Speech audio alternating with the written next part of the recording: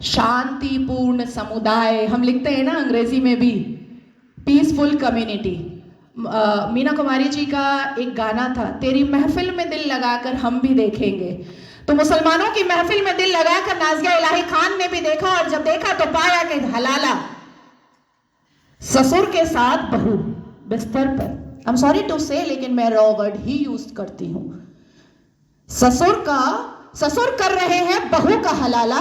और सनातन धर्म में मैंने कल देखा कि कैसे बहू बेटी की तरह खाना परोस रही थी।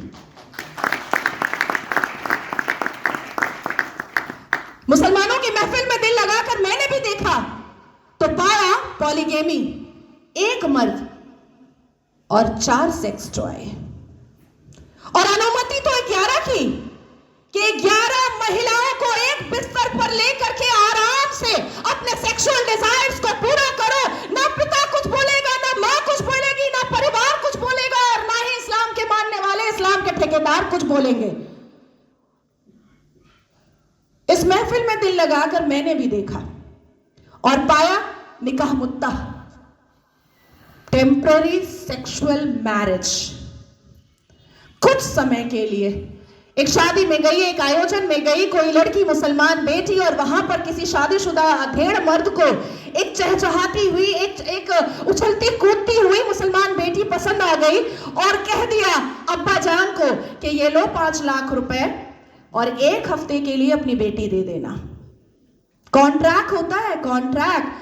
हमने रजाकार के आखिरी मुखबिर असदुद्दीन अवैसी को सुना होगा कि निकाह इज अ कॉन्ट्रैक्ट मैरिज। हमारा विवाह नहीं होता, हम 7 वचन नहीं लेते, ना आगे पति फेरे लेता है, ना पीछे पत्नी फेरे लेती है। हमारा तो कॉन्ट्रैक्ट होता है, हम तो एक डील में आते हैं। ये है। तो इस महफिल में जब दिल लगाया और भीतर से, तो पाया कि निकाह मस्यार भी होता है। निकाह मस्यार कैसा होता है कि 1 लाख रुपए पर 1 महीना लड़की रहेगी, और सुबह किस वक्त कौन सा सूरज निकलेगा और शौहर छोड़ करके भाग जाएगा, पलटकर पूछना नहीं है, क्योंकि मस्यार निकाह में है कि तुम कहां भागे हो ये जानना नहीं है। तो मैं पूछना चाहती हूं कि अगर इस्लाम हमने रसूल का पैगाम है, अगर मुसलमान शांतिपूर्ण समुदाय है, तो चप्पल और पत्थर से मस्जिद अल्लाह का घर कैसे बचाते हो भैया? कैसे?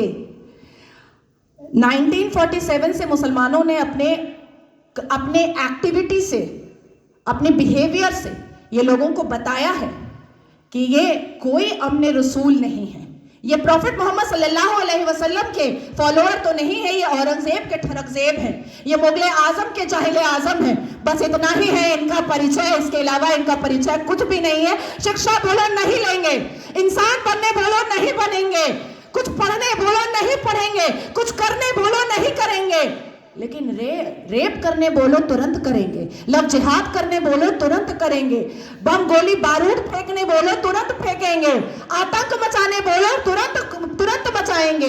आखिर क्या है इस समुदाय में, जो एक समुदाय पूरे दुनिया के सारे धर्म वालों को परेशान करके रखा है?